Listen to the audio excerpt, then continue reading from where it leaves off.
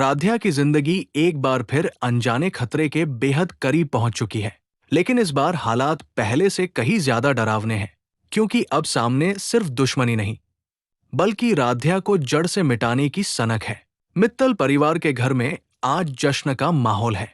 हर कोना फूलों से सजा है, दियों की रोशनी और भजनों की मधुर आवाज पूरे वातावरण को पवित्र बना रही है। आज पहली बार ऐसा हो रहा है जब राध्या को पूरे परिवार के सामने एक विशेष पूजा की जिम्मेदारी सौंपी गई है।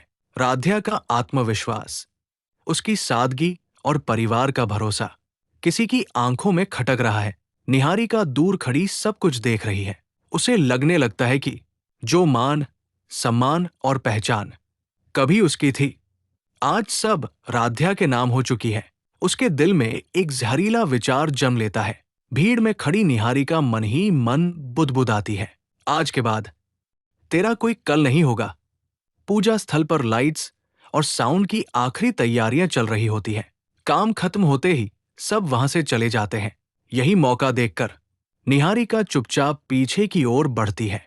उसके चेहरे पर डर नहीं, बल्कि अजीब सा सुकून और आत्मविश्वास होता है। वो इलेक्ट्रिक पैनल खोलती है, कुछ तारों को इधर उधर करती है और सब कुछ इस तरह छोड़ देती है कि ऊपर से कोई शक न हो।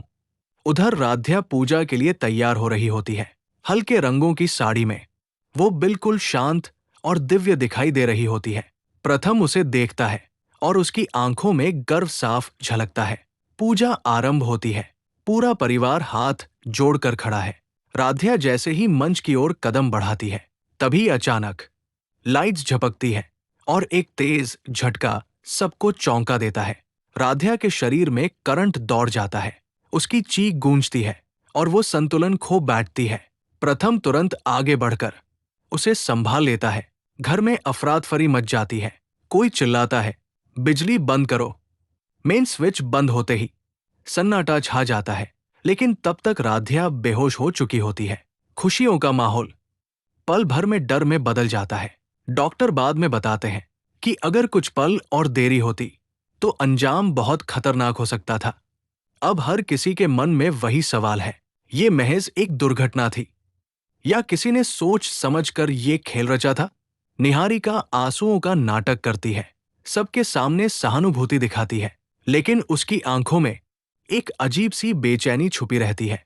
होश में आने के बाद राध्या को एक बात साफ याद आती है, मंच के पास चिंगारी और एक असामान्य आवाज। कमजोर होने के बावजूद राध्या टूटती नहीं। वो ठान लेती है कि इस बार सच्चाई सामने लाकर ही रहेगी। प्रथम टेक्निकल टीम को बुलाता है। जांच में पता चलता है कि एक तार जानबूझकर नुकसान पहुंचाने के इरादे से बदला गया था। शक अब यकीन में बदल जाता है। सीसीटीवी फुटेज देखी जाती है। स्क्रीन पर साफ दिखाई देता है, निहारिका अकेले मंच के पीछे जाती है और काफी देर तक वही रुकती है। सच्चाई सामने आते ही पूरा परिवार स्तब्ध रह जाता है। राध्या की आंखों में आंसू है, दर्द के नहीं, बल्कि धोखे के। गुस्से में निहारिका चीख उठती है, हाँ, मैंने ही किया, क्योंकि इसने मेरी पूरी दुनिया मुझसे छीन ली। पुलिस को बुलाया जाता है। निहारिका को हिरासत में ले लिया जाता है। जाते वक्त वो नफरत भरी नजरों से राध्या को देखती है, लेकिन अब उसकी चालें खत्म हो चुकी होती है। राध्या और प्रथम एक दूसरे का हाथ थाम लेते हैं। डर की जगह अब भरोसे ने ले ली है। माता सरस्वती की मूर्ति के सामने राध्या आंखें बंद कर नमन करती है।